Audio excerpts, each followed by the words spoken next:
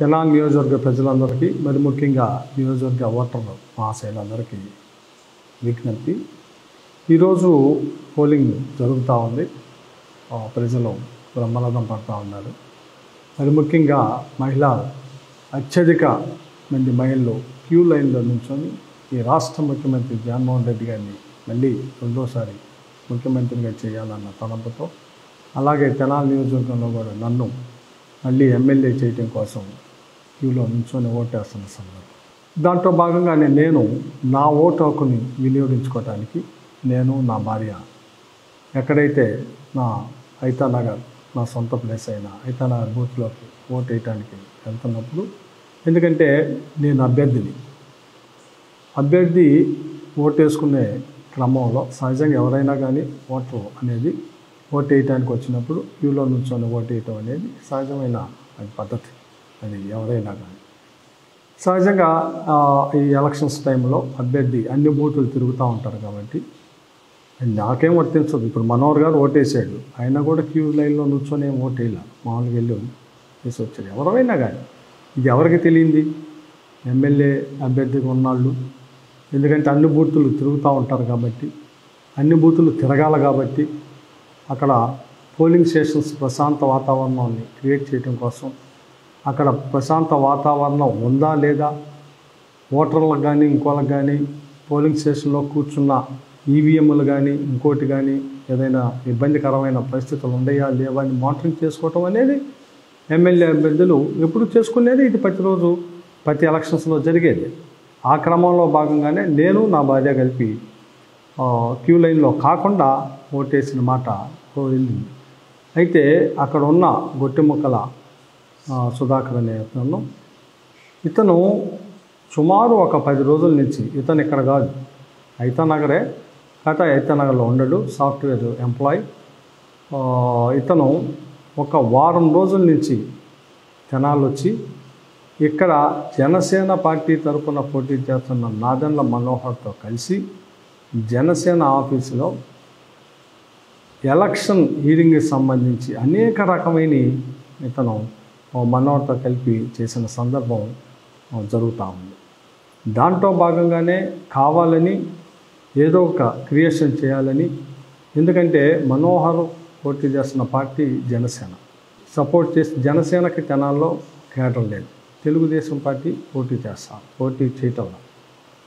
ఈ హైదరాబాదు బెంగళూరులో ఉన్న కమ్మ సామాజిక వర్గానికి చెందిన వ్యక్తులందరినీ, లేదు తెలుగుదేశం పార్టీ సింపథైజర్లందరినీ కావాలని తీసుకొని వచ్చి వీళ్ళందరూ కూర్చొని ఆఖరికి ఎలక్షన్స్లో ఓట్లు కొనుగోలు చేయటం కోసం క్యూ బార్కోడ్ని కూడా తీసుకొచ్చింది ఈ వ్యక్తే. కావాలంటే మీరు అబ్జర్వ్ చేసుకోండి, నా దగ్గర సాక్ష్యాలు కూడా ఉన్నాయి. తెనాల్లో ఓటర్లకి ఇచ్చే దాంట్లో క్యూ బార్కోడ్ని తీసుకొచ్చాడు. ఆ తయారు చేసే వ్యక్తి కూడా ఇతనే. సో ఇది పక్కాగా నేను ఓటేసి వస్తుంటే నేను నా భార్య కావాలని దుర్భాషలాడి, మరి ముఖ్యంగా ఇదిగో మాదిగ, ముస్లిము, బీసీ ఇలాంటి కులాలున్న పార్టీ వైఎస్ఆర్ పార్టీ కాబట్టి ఆ పార్టీ తరపున ఎమ్మెల్యేగా అలాగే ఎమ్మెల్యే అభ్యర్థిగా ఉన్నానని అక్కస్తో కుల దుహంకారంతో, ఇది నిజంగా చెబుతున్నాను, నేను కమ్మాడినే, అతను కమ్మనే, కానీ ఎవరి మీద వీழ்చి పడకూడదు కదా. ఈరోజు కమ్మాలు కూడా నాకు చాలా మంది ఓటేస్తా ఉన్నారు. ఎవరు ఈర్చి పడకూడదు కదా, ఎవరు కులాల మీద మతాల మీద మాట్లాడకూడదు కదా. మనం ఉంది సభ్య సమాజంలో. అతను కావాలని మనోహరు ఇతను ఒక 10 రోజుల నుంచి, వారం 10 రోజుల నుంచి ఇతను వర్క్ చేస్తున్నాడు. ఇది నిజం, కావాలంటే కనుక్కోండి, అబద్ధమేం కాదు. దీంట్లో అతను జాబ్ ఎక్కడ చేస్తున్నాడు, 10 రోజుల నుంచి వచ్చి తెనాల్లో ఏం చేస్తున్నాడు, ఈ క్యూబార్ కోడ్ కనుక తీసుకొచ్చింది ఓటర్కి స్లిప్పులు క్యూబార్ కోడ్తో పంచింది ఎవరు, ఆ పంచిన వ్యక్తి ఇతనే. తాగి ఉండాడు, నన్ను నా భార్యని అసభ్యకరంగా మాట్లాడితే ఆ మాట్లాడే క్రమంలో అక్కడ ఉన్న మహిళా ఓటర్లు చాలా మంది ఉన్నారు, వాళ్ళందరినీ తిట్టాడు. అక్కడ ఉన్న మహిళలు వాళ్ళే చెబుతూ ఉన్నారు, ఏమంటే ఇతను ఓటు డిస్టర్బ్ చేయడం కోసం ఇలా పొద్దున్న నుంచి మమ్మల్ని హింసిస్తూ ఉన్నాడండి. సో ప్లస్ ఆ బూత్లో ఒక ఈవీఎం పొద్దున్నుంచి పనిచేయలా.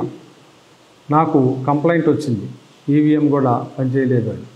సో ఈ మానిటరింగ్ చేసి వచ్చి ఓటేసి బయటకు వస్తుంటే ఈ రకమైన దుర్భాషలాడి దీన్ని కావాలని తెలుగుదేశం పార్టీ, జనసేన పార్టీ దీన్ని ఏదో వైఎస్ఆర్ పార్టీ ఇది చేయడం, నా మీద దౌర్జన్యం చేయటమే కాకుండా, నన్ను బూతులు తిరగటమే కాకుండా, నా భార్యని బూతులు తిరగటమే కాకుండా, మరి ముఖ్యంగా వైఎస్ఆర్ పార్టీని, మరి ముఖ్యంగా కులాల పేరు పెట్టి బూతులు తిరగటమే కాకుండా ఇంత దౌర్భాగ్యమైన ప్రవర్తనని మళ్ళీ దీన్ని కావాలని తెలుగుదేశం పార్టీ సోషల్ మీడియాలో లేకపోతే ఇంకో దాంట్లో వైరల్ చేయటం, నన్ను కొడటం, మళ్ళీ దాన్ని వైరల్ చేసి నియోజకవర్గ ఓటర్లని, ఆ ఓటర్లందరికీ ఈ వీడియోలను పంపి దీనికి యాంటీగా చేయాలని ఒక పెద్ద కుట్రని దీంట్లో దాగి ఉంది.